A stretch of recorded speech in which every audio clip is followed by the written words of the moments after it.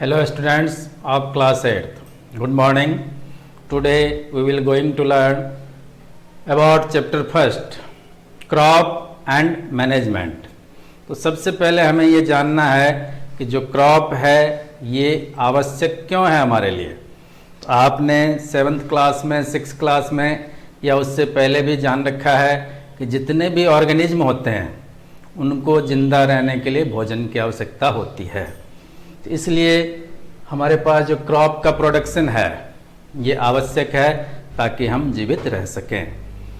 अब जैसे आता है क्रॉप किसे कहेंगे हम, तो आपने देखा होगा कि आपके घर के आसपास बहुत सारे प्लांट्स हैं, लेकिन जैसे आप कभी बाहर की तरफ गए होंगे तो उधर देखा होगा कि एक ही खेत के अंदर एक प्रकार के बहुत सारे पौधे उगे होते हैं। तो इसका अर्थ यह हो गया कि एक ह्यूज एरिया है जहाँ पर सेम टाइप के जो प्लांट्स हैं ये उगे हुए रहते हैं और इनको ही क्रॉप कहा जाता है।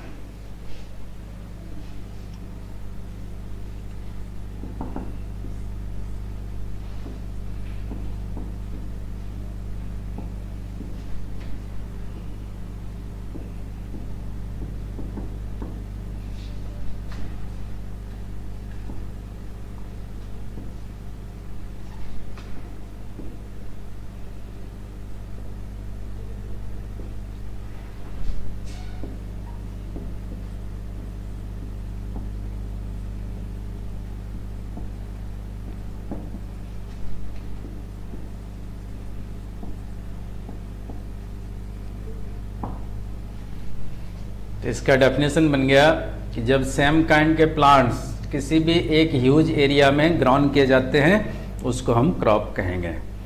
अब आता है कि क्रॉप जो है ये कितने प्रकार के होते हैं। तो अलग अलग सीजन में आपने देखा होगा अलग अलग चीज़ों को उगाया जाता है। जैसे अभी जो सीजन है यह है खरीफ का, तो इसमें हम खरीफ के फसल उगाते हैं। जैसे बाजरा है, धान पैडी कहते हैं उसको, यानी चावल, और जैसे आपने देखा होगा मूंगफली की खेती होती है या फिर कपास की खेती होती है। ये सब किस में आते हैं? खरीफ में आते हैं। ऐसे ही जब हम अक्टूबर से फरवरी तक का समय या मार्च तक का समय देखते हैं तो उस समय गेहूं वगैरह कटाई होती है, तो ये जो है रबी में आता है। ऐसे ही मटर है, चना है, सरसों है, ये सब किस में आएंगे? रबी क्रॉप में। और अपने पास जो मार्च से लेकर के जून तक का समय होता है इसमें सब्जियां वगैरह उगाए जाते हैं। जैसे आप देखे होंगे ककड़ी है, खीरा ककड़ी है, या फिर जो अपने तरबूज है, खरबूज है, इनको उगाया जाता है। तो ये क्या कहलाएंगे? जायद।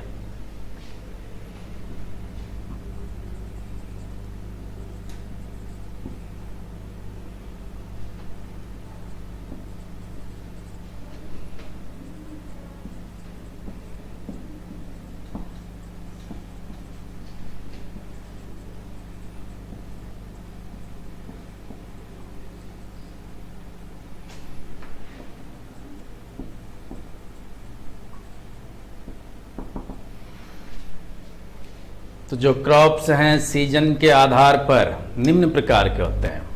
पहला है रबी,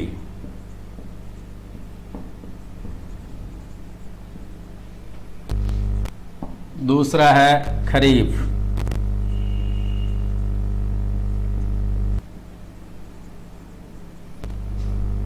और तीसरा है जायद।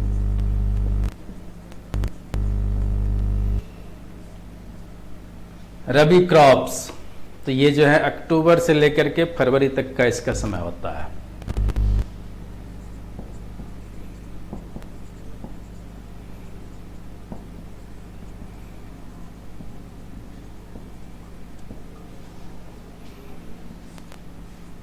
जो खरीफ है इसका जून से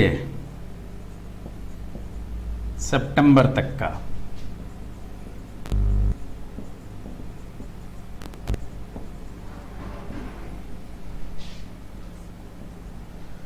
और जो जायद है ये आपके फरवरी से जून तक का या मार्च से जून तक का।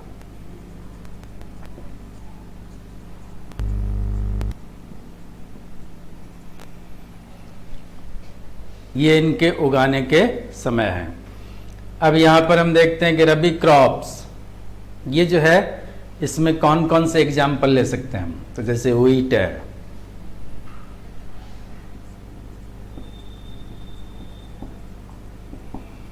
पीज,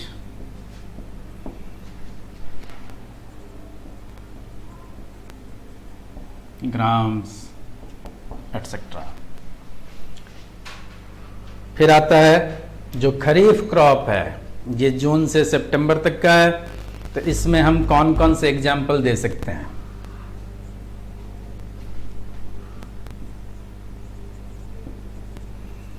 बाजरा है, ग्राउंड नट,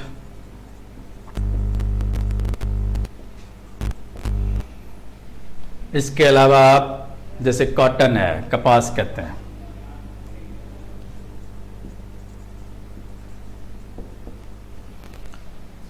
अब देखिए मार्च टू जून में जायद फसल जो है, तो इसके अंदर आप क्या करेंगे, एग्जाम्पल देंगे, जैसे ककम्बर,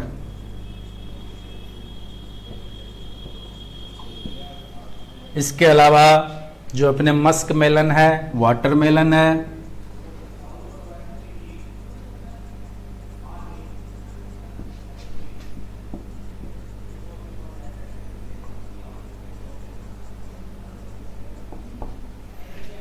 ये एग्जाम्पल हो जाएंगे जायद के। इसके बाद में आता है कि जो क्रॉप को हम प्रोडक्शन करते हैं तो उसको मैनेज कैसे किया जाए। अब मैनेज करने के लिए हमें क्या करना होगा, तो सबसे पहले आप देखते हैं जो किसान होते हैं इनको फसल उगाने के लिए खेत को तैयार करना पड़ता है, तो वो कहलाता है प्रिपरेशन ऑफ सॉइल। दूसरा नंबर आता है कि यदि हमने खेत को तैयार किया तो क्या अपने आप उसमें फसल उग जाएंगे, तो नहीं, उसमें हम क्या करेंगे, बीज को बोएंगे, तो ये कहलाता है सोइंग ऑफ सीड्स।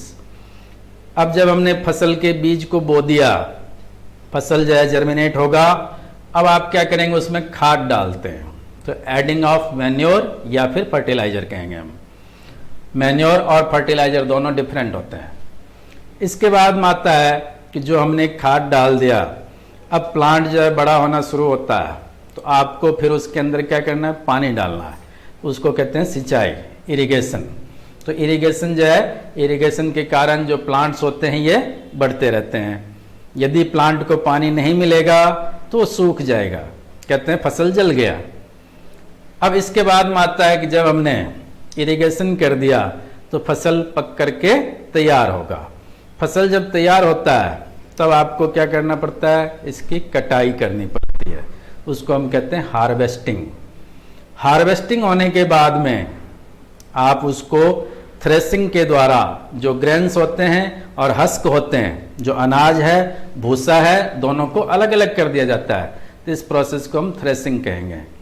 फिर आता है कि थ्रेसिंग कर लिया तो जो अनाज हमने प्राप्त किया है उसको इकट्ठा करके रखा जाता है।